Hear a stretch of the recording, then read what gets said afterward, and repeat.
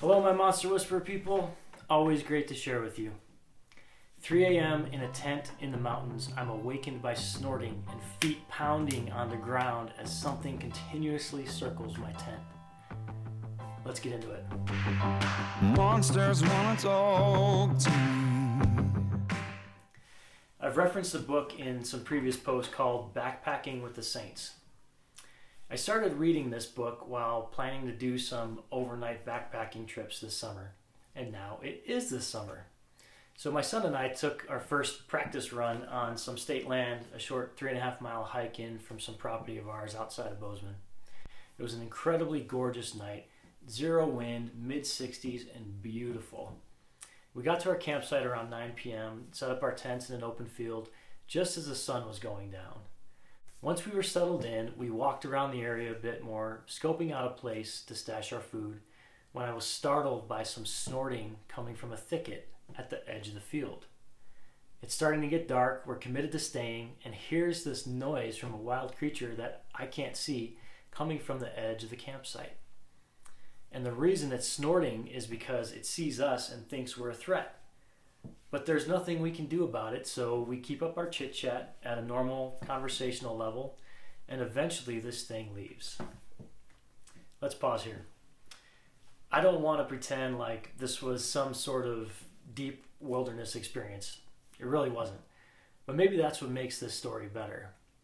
We weren't that far into the mountains, and still at that moment, my son and I had a very clear reminder that we were not in control of our environment. We were small participants in an untamed environment. I was going to say we were guests, but that was not even close to the truth. At best, we were probably an annoyance to the creatures that called that mountain home. At worst, we were threatening intruders. But any way you look at it, it really didn't matter. At that moment, we were at the mercy of the wild. The weather could have changed, and we were left with what we carried in our backs for protection.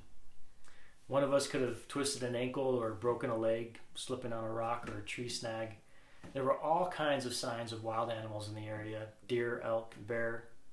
Nature could have imposed its will on us in any number of different ways, and we had no choice but to submit. It's a very interesting feeling. Add to that the fact that something is snorting at us just outside of our view, and you have the makings of a learning moment. See, the first thing that snorting reminded me of was the Mirkstapa. Mirkstapa is an Old English term meaning one who stalks the marshes, and was used in the poem Beowulf to describe the monster who lived in the marshes at the borders of their village. I've studied this term in reference to artists as the other, living more comfortably in the borderlands at the fringes of society rather than at its center. There's a long-standing history of mankind trying to control mankind using fear of the unknown. Be afraid of the dark. Be afraid of what's just outside of sight. Be afraid of what lurks across the border. Literally anything outside of your comfort zone. The Mirkstapa. I know all of this. I've had a passion for studying all of this as a way to better understand how I could better connect unconnectable things through my art.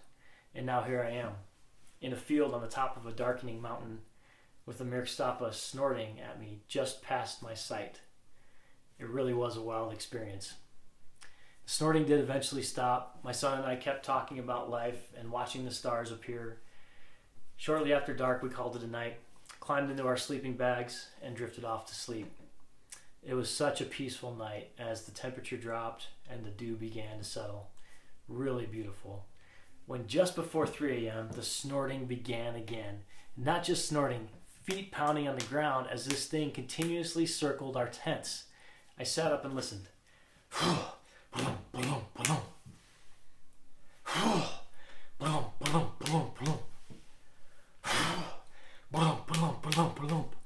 Over and over and over, round and round and round the tents. Now, it's not common to feel rational at times like this, but for some reason I felt very calm and at peace as I thought about the history of the Mirkstapa. I know the role fear plays in keeping us safe, but I also know how controlling it can be if left unchecked. Acknowledging this and rationally evaluating my circumstance allowed me to keep fear under control. I didn't have to fear this Mirkstapa, this monster in the Boarderlands. As I settled into the moment, I recognized the pounding as hooves, so I figured the animal could be a horse for some reason, a deer, or most likely an elk. It was trying to assert its dominance toward these alien things who invaded its land. I respected that, but I also wanted it to keep its distance. So I shifted around on my sleeping pad to make just enough noise so the animal knew something else was alive on the inside of the tent. After about 10 minutes of this constant snorting and pounding, the animal eventually ran toward the thicket and down the mountain.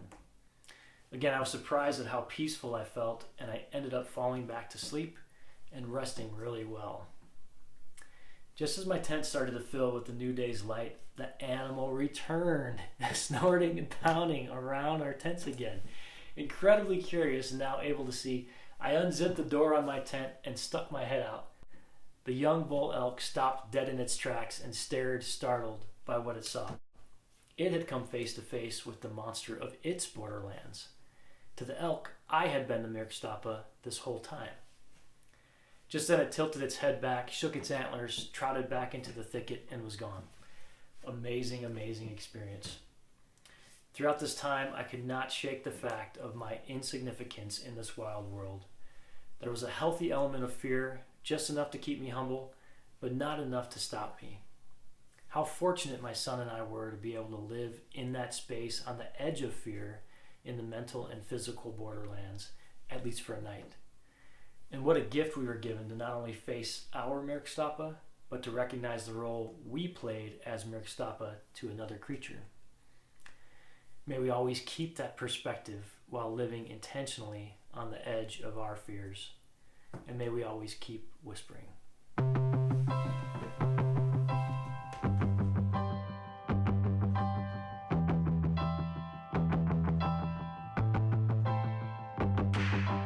Monsters wanna talk to me.